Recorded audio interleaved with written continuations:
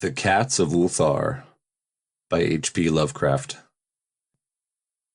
It is said that in Ulthar, which lies beyond the river Sky, no man may kill a cat. And this I can verily believe, as I gaze upon him who sitteth purring before the fire. For the cat is cryptic, and close to strange things which men cannot see. He is the soul of antique Egyptus, and bearer of tales from forgotten cities in Meroe and Ophir. He is the kin of the jungle lords, and heir to the secrets of hoary and sinister Africa. The Sphinx is his cousin, and he speaks her language, but he is more ancient than the Sphinx, and remembers that which she hath forgotten. In Ulthar, before ever the burgesses forbade the killing of cats, there dwelt an old cotter and his wife, who delighted to trap and slay the cats of their neighbors. Why they did this I know not, save that many hate the voice of the cat in the night, and take it ill that cats should run stealthily about yards and gardens at twilight.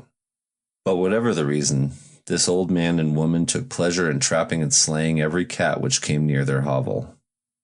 And from some of the sounds heard after dark, many villagers fancied that the manner of slaying was exceedingly peculiar. But the villagers did not discuss such things with the old man and his wife, because of the habitual expression on the withered faces of the two, and because their cottage was so small and so darkly hidden under spreading oaks at the back of a neglected yard. In truth, much as the owners of the cats hated these odd folk, they feared them more, and instead of berating them as brutal assassins, merely took care that no cherished pet or mouser should stray toward the remote hovel under the dark trees. When through some unavoidable oversight a cat was missed, and sounds heard after dark, the loser would lament impotently, or console himself by thanking fate that it was not one of his children who had thus vanished. For the people of Ulthar was simple, and knew not whence it is all cats first came. One day, a caravan of strange wanderers from the south entered the narrow cobbled streets of Ulthar. Dark wanderers they were, and unlike the other roving folk who passed through the village twice a year. In the marketplace they told fortunes for silver, and bought gay beads from the merchants. What was the land of these wanderers none could tell, but it was seen that they were given to strange prayers, and that they had painted on the sides of their wagons strange figures with human bodies and the heads of cats, hawks, rams, and lions. And the leader of the caravan wore a headdress with 2 horns and a curious disc betwixt the horns. There was in this singular caravan a little boy with no father or mother, but only a tiny black kitten to cherish. The plague had not been kind to him, yet had left him this small furry thing to mitigate his sorrow. And when one is very young, one can find great relief in the lively antics of a black kitten. So the boy, whom the dark people called Menez, smiled more often than he wept as he sat playing with the graceful kitten on the steps of an oddly painted wagon. On the 3rd morning of the wanderer's stay in Ulthar, Menez could not find his kitten, and as he sobbed aloud in the marketplace, certain villagers told him of the old man and his wife, and of sounds heard in the night. And when he heard these things, his sobbing gave place to meditation, and finally to prayer. He stretched out his arms toward the sun and prayed in a tongue no villager could understand, though indeed the villagers did not try very hard to understand, since their attention was mostly taken up by the sky and the odd shapes the clouds were assuming.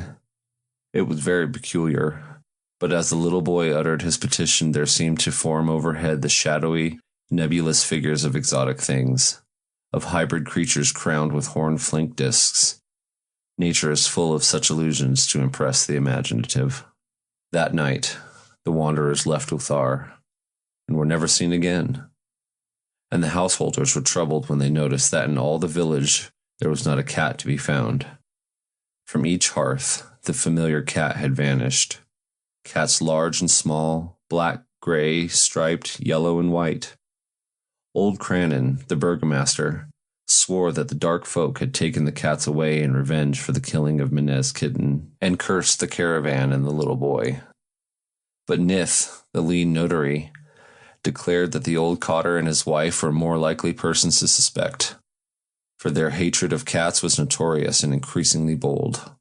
Still, no one durst complain to the sinister couple, even when little Atal, the innkeeper's son, vowed that he had at twilight seen all the cats of Ulthar in that accursed yard under the trees, pacing very slowly and solemnly in a circle around the cottage, two abreast, as if in performance of some unheard-of rite of beasts.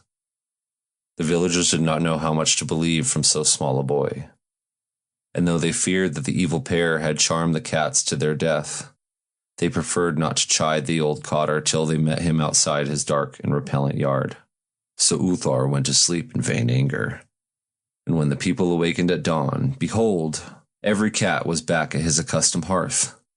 Large and small, black, gray, striped, yellow, and white, none was missing. Very sleek and fat did the cats appear, and sonorous with purring content. The citizens talked with one another of the affair, and marveled not a little. Old Cranon again insisted that it was the dark folk who had taken them, since cats did not return alive from the cottage of the ancient man and his wife. But all agreed on one thing, that the refusal of all the cats to eat their portions of meat or drink their saucers of milk was exceedingly curious. And for 2 whole days the sleek, lazy cats of Ulthar would touch no food, but only doze by the fire in the sun. It was fully a week before the villagers noticed that no lights were appearing at dusk in the windows of the cottage under the trees. Then the lean Nith remarked that no one had seen the old man or his wife since the night the cats were away.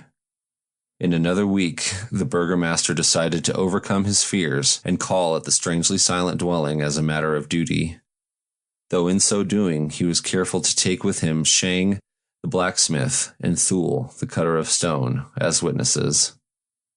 And when they had broken down the frail door, they found only this: 2 cleanly picked human skeletons on the earthen floor, and a number of singular beetles crawling in the shadowy corners.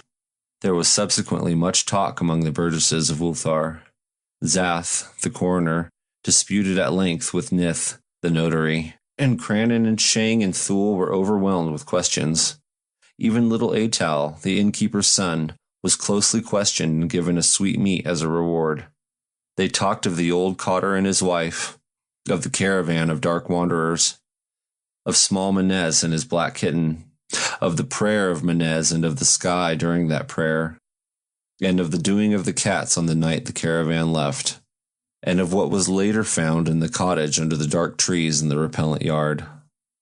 And in the end the burgesses passed that remarkable law, which is told of by traders in Hathig, and discussed by travelers in near, namely, that in Ulthar no man may kill a cat. End of The Cats of Ulthar.